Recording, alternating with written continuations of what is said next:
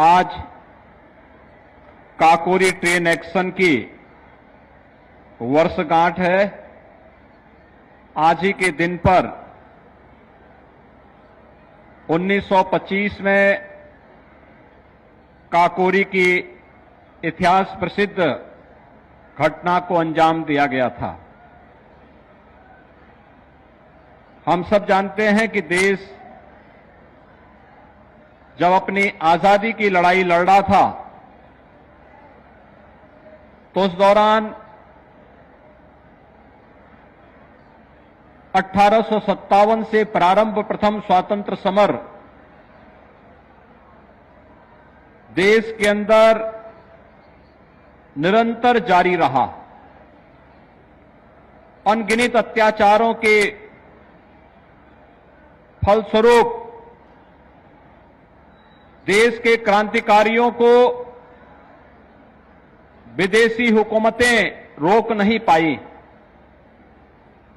और अंततः 15 अगस्त 1947 को यह देश आजाद हुआ। उत्तर प्रदेश इस बात के लिए सौभाग्यशाली है और हमारी वर्तमान पीढ़ी खासतौर पर इस बात के लिए सौभाग्यशाली है कि 1857 का प्रथम स्वातंत्र समर की भूमि भी उत्तर प्रदेश रही है।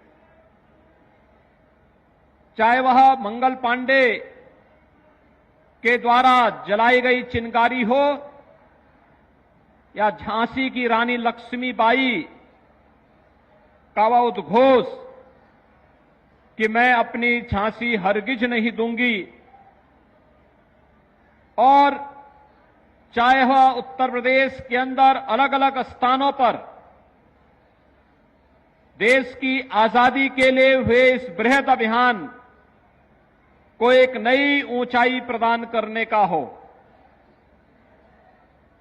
1922 में गोरखपुर का चोरी चोरा की ऐतिहासिक घटना हो या 9 अगस्त 1925 को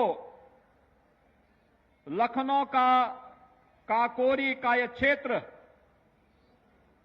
जिसमें देश की आजादी के लिए मर मिटने वाले क्रांतिकारियों ने 4,679 रुपये जो ट्रेन में एक खजाने के रूप में जा रहा था उसे रोक करके ले लिया था।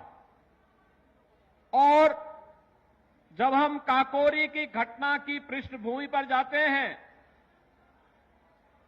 तो 4,679 रुपये के लिए 10 लाख रुपए से अधिक खर्च ब्रिटिश सरकार ने उस समय खर्च किए थे।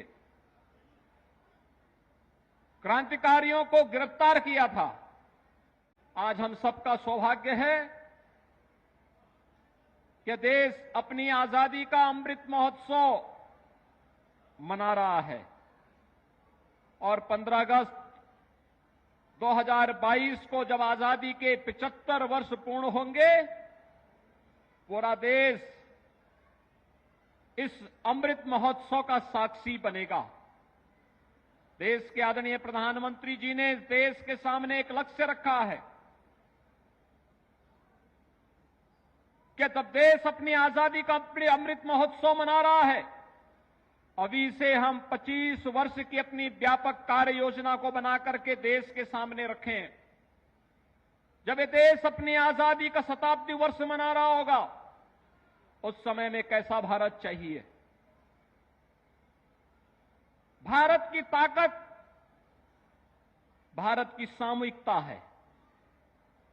135 करोड़ की आबादी जब एक साथ बोलती है तो भारत दुनिया के अंदर सबसे बड़े लोकतंत्र के रूप में ही नहीं बल्कि लोकतंत्र की मां के रूप में भी दुनिया को प्रतिनिधित्व देते हुए मार्गदर्शन करते हुए दिखाई देती है। जब हम जाति, मत, मजहब, क्षेत्र, भाषा के आधार पर बटे होंगे तो ये विभाजन हमारी ताकत का ही विभाजन करेगा, भारत को कमजोर करेगा, विकास को बाधित करेगा, अव्यवस्था, अराजकता, तमाम ऐसी विकृतियों को जन्म देगा जो फिर से देश की स्वाधीनता पर संकट खड़ा कर सकता है। और इसलिए भाइयों बहनों, सबसे बड़ा संकल्प हमारा होना चाहिए कि हम भारत को फिर से किसी भी प्रकार से कमजोर नहीं होने देंगे। पूरे भारत की एकता का संकल्प लेकर के उन विकृतियों को दूर करते हुए हम एक साथ मिलकर के कार्य करेंगे। हमारे चैनल को लाइक, शेयर और सब्सक्राइब जरूर करें और नई अपडेट्स के लिए बेल आइकन दबाना ना भूलें।